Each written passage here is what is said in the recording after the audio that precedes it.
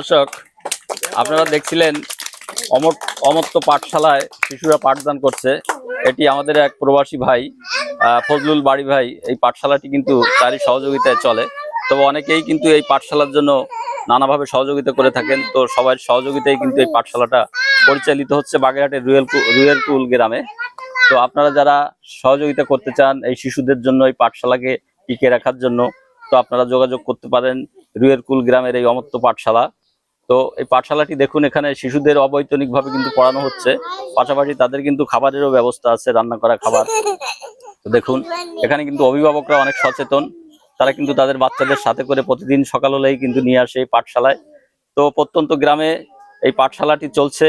তো এখানে কিন্তু অবশ্যই সকলের একটু সহযোগিতা এবং সার্বিকভাবে যদি সাহায্যের হাত না বাড়ান তাহলে হয়তো এটিকে টিকিয়ে রাখা যাবে না। সেই গ্রামের পিছিয়ে পড়া অবহেলিত জনগোষ্ঠীর জন্য এই পাঠশালাটি বিশেষ অবদান রাখছে বলে অনেকে জানালেন।